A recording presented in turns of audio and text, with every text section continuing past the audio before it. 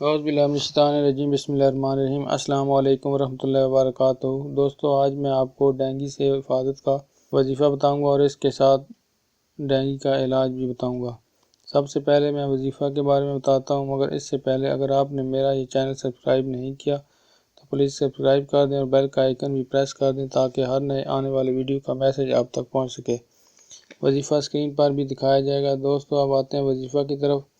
یہ آپ نے فجر کی نماز کے بعد اور مغرب کی نماز کے بعد اس کو پڑھنا ہے، اور اس کا طریقہ یہ ہے کہ اول آخر 3 مرتبہ درود شریف ابراہیمی پڑھنا ہے اور درمیان میں 21 مرتبہ یہ دعا اعوذ بکلمات اللہ التامات من کل شیطان وہامہ، یہ دعا آپ نے درمیان میں 21 مرتبہ پڑھنی ہے اور پڑھ کے اپنے اوپر دم کر لینا ہے۔ انشاءاللہ آپ ڈینگی سے حفاظت میں رہیں گے، اللہ آپ کو اپنی حفاظت میں رکھے گا۔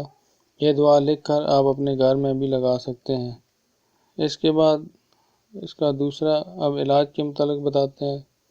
اگر کسی کو ڈینگی ہو جاتا ہے تو پپیتا ایک پھل ہے، وہ پھل کھائیں اور اس کے پتوں کا رس 2-3 گھونٹ آپ روزانہ پئیں، اور ساتھ ہی سی پی یا CBC ٹیسٹ کرواتے رہیں، اور اس سے آپ کو پتہ چلتا رہے گا کہ آپ کے پلیٹلیٹس اور HB نارمل ہوگی ہے یا نہیں ابھی، کیونکہ اس سے پلیٹلیٹس اور HB دونوں کم ہو جاتے ہیں۔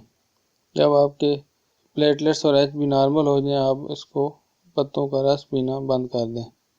اس کے بعد تیسرا طریقہ علاج اس کا یہ ہے کہ انار کا جوس آپ روزانہ پئیں۔ اور چوتھے نمبر پہ ایک ریسرچ بتا رہا ہوں۔ سری لنکا کی ایک میڈیکل یونیورسٹی نے ڈینگی بخار کا سستا اور آسان علاج دریافت کیا ہے۔ اس کے مطابق گنے کے خالص رس کے 1 گلاس میں ایک چمچ چقندر اور 1 چمچ لیموں کا جوس شامل کر کے دن میں 2 دفعہ اور مسلسل 3 روز تک پلانے سے بخار اتر جاتا ہے۔ اس کے بعد نمبر 5 پہ آپ کو یہ بتاتا ہوں کہ سیب کا خالص آپ جوس نکالیں اور اس میں 2, 3, 4 یا 5 تک قطرے لیموں کے اس کے اندر ڈال دیں اور وہ جوس آپ روزانہ پئیں۔ انشاءاللہ اس سے بھی آپ کو ڈینگی کا مرض ختم ہو جائے گا۔ دوستو، میرے ویڈیو کو لائک لازمی کریں۔ انشاءاللہ نئے ویڈیو کے ساتھ حاضر ہوں گا۔ اللہ حافظ۔